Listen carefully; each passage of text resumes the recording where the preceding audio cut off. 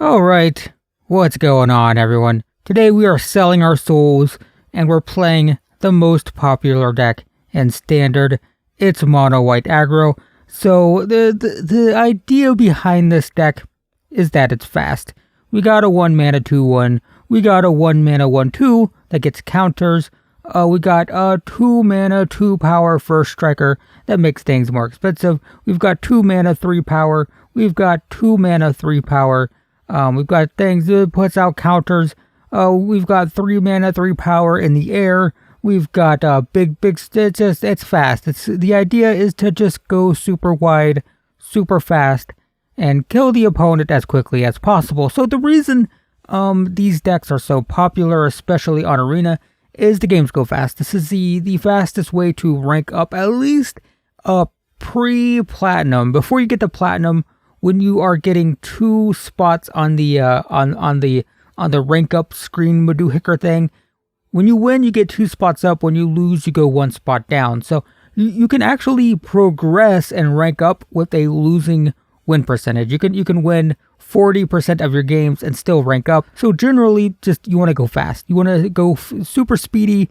The quicker your games are, win or loss, the faster you'll rank up until you hit platinum. And then it becomes more about win percentage. So today we're going to play this. We will try to illustrate that. I made changes to the deck, so let me save. Alright. We're terrible people, and we have a somewhat keepable hand. Not the most exciting, but totally fine. Opponent goes first, which is what we don't want to see with this deck. We want to go first, and we want to go fast. So last year I did a speed ranking video with Mono-White Aggro. You might remember that. If not, it's still available.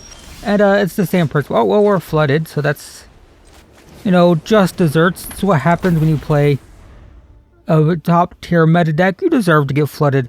It's just the way it works. I'm sorry. But, it's the same general principle. You're just trying to go, holy lands, man. I was going to play this. No, I want to play this so I can attack immediately. Counter, attack. Want to go to 18.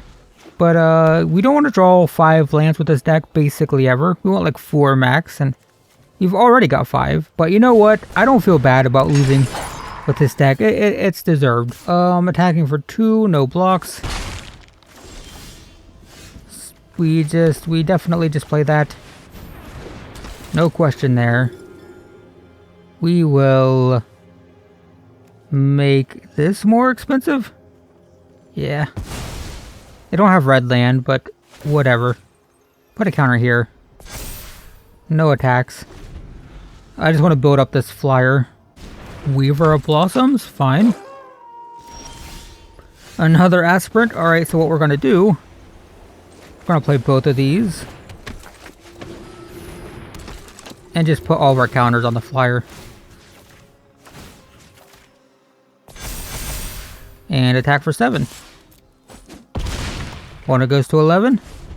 That's pretty good. Sure. Kill one of the aspirants. That's reasonable. Attack for 3. We're not blocking here. No blocks. Ooh, play this. Pass. You can make a 4/5. I think that's probably worth it. We'll make this a 4/5 since we can't kill them with the flyer anyway. Attack with both of these is going to be a 5/6 because of the training. So I don't think I have to worry about board sweepers, so we'll just play this. Exile that. Great. Sure. So we should have this in the bag, I assume. You get a 5/6, that's fine. Could have burned down the house, that'd be devastating, but this would live. What does this even do? Oh, they died. Doesn't matter. Spells cost 1 less, sure. Yep. Did we win? Yes. Do we feel good about it? Alright, here we go again. Just feeling like an absolutely... His hand's great. Hand's great. Feeling like a terrible person. But I mean, my hand's great. We're going second again, which is unfortunate. Oh, it's a mirror match. Going second in a mirror match usually means you lose. I would say like 90% of the time. So we probably lose here. I would say it's fairly likely.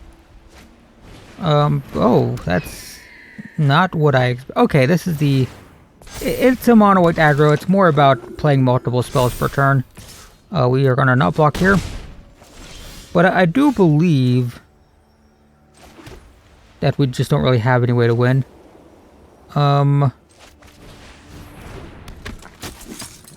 No attacks because they have a first striker. Yeah, we were second, so we lose. Yep. Sure. Okay, that's unexpected. So we'll block here. Alright, cool. I think we're going this. Exile here.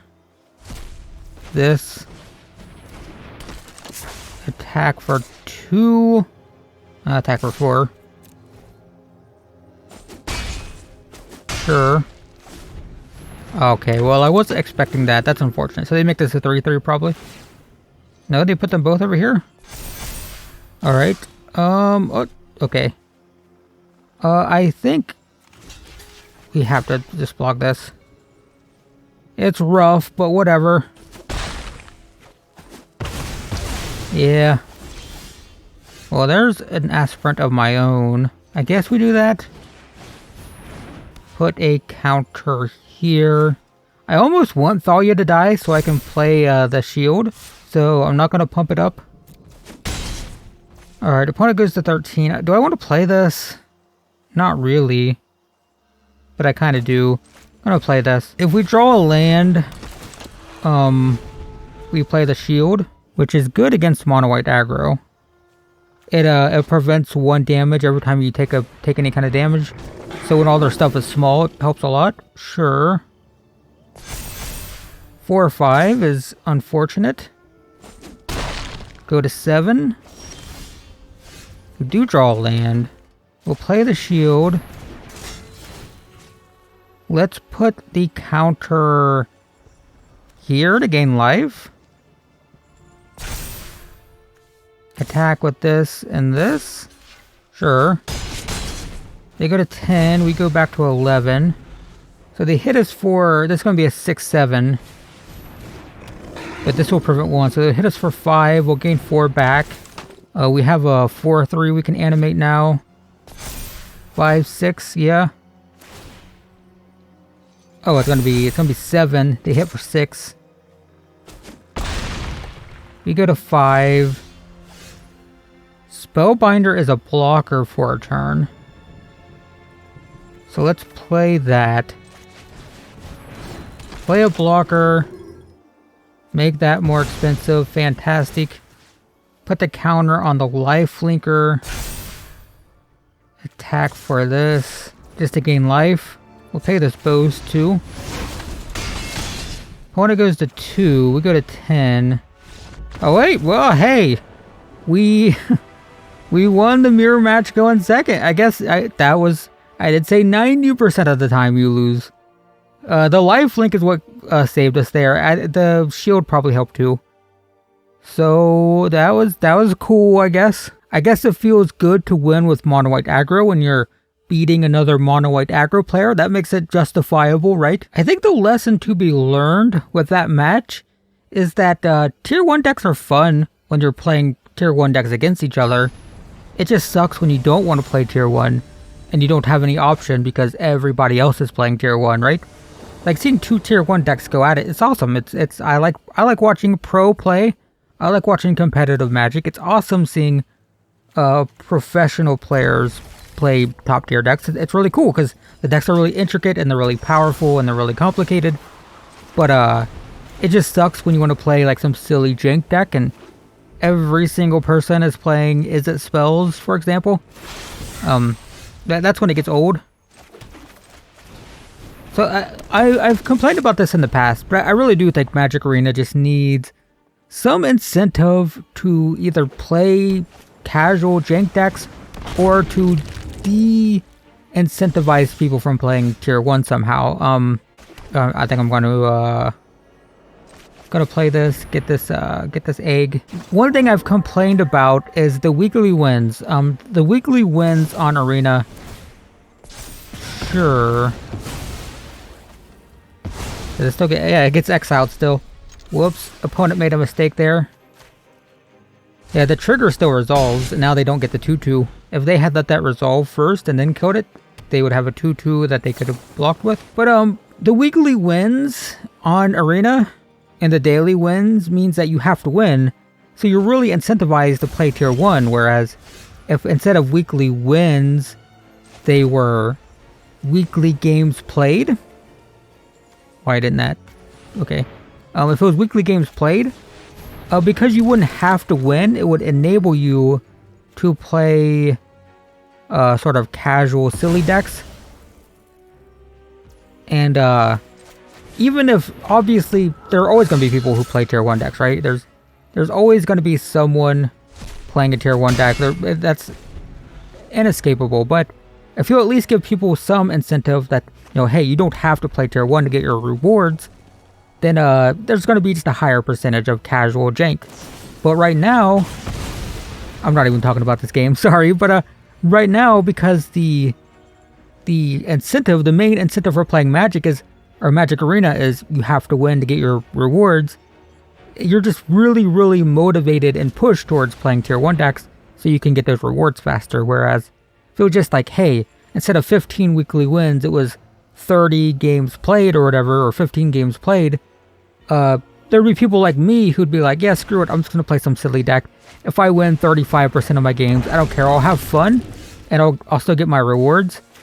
But, yeah, that's not how it works. Probably just play the flyer. Play the flyer will boast. We'll make this more expensive. You will attack for 5. Boast this. Go to 11. So I'm not saying that changing the weekly wins to weekly games played would fix the problem, but it would make it better just because there would be people like me, more people like me, who would just be playing jank because who gives a crap. Can we win this turn? Because this dragon is about to flip. We got super flooded, but it might be fine. And I'm sure some people will say like, oh, but Magic's a competitive game. If you don't like, you know, if you don't like playing competitively, then why are you playing? But did I already play a land? Because I can't replay this. I did. That's true, but the weekly wins is only, it's only giving you your Mastery Pass rewards, right? You already paid for those. You pay for the Mastery Pass, and the weekly wins is just giving you XP. Wins would still matter in the competitive events, right? Wins would still matter in draft events and all that. Like, you would still be competing for rewards. I think we're going to lose here.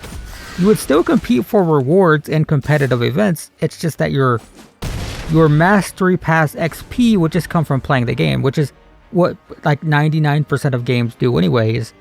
You play the game, you get XP, you unlock crap in your Battle Pass or your Rocket Pass or your Master Pass, whatever. So tying Mastery Pass XP to winning means that even casual players are incentivized to play competitive decks. Whereas if you let competitive players play in competitive events with competitive rewards, and you make the Mastery Pass just, you know, based on games played, you will increase the rate of casual decks and just on the client at all. But you know, we're losing this, by the way, because this dragon flipped. Opponent's at 4. If I had not played a land so I could replay this, we'd still probably lose, but at least, you know, it'd be close. If they attack all out, they're smart and they didn't attack all out. If they had attacked all out and we had drawn an Intrepid thingy, we could have won. So play this. I don't think this is winnable though, because they're gonna play some spells, blow up my stuff. 4, 5, 6, 7, 8. They have enough to actually, yeah, we lose. We lose. GG's. But yeah, I just think that the weekly wins need to be converted to weekly games played, since all it is mastery pass progress anyway, and that it's just a big incentive for people to play more casual decks. And if you're a try-hard competitive player, you still have, you know, high-level ranked play. You still have competitive events with competitive rewards and whatnot, but make the average, you know, silver, gold, platinum player, just give them the incentive to play whatever they want, and that will really improve the lower ranks, I think. But there you go, guys. That is Mono-White Aggro. Are we terrible people for playing this deck? Probably, but I'd like to think that the reason we have to play this deck is because Magic Arena makes us play decks like this in order to unlock the Mastery Pass rewards that we already paid for. So, not my fault. I would be playing more casual decks if I wasn't forced to play more competitive decks in order to unlock those rewards. Something that I think could be changed. But there you go, guys. Thanks for watching. I'll see you on the next one.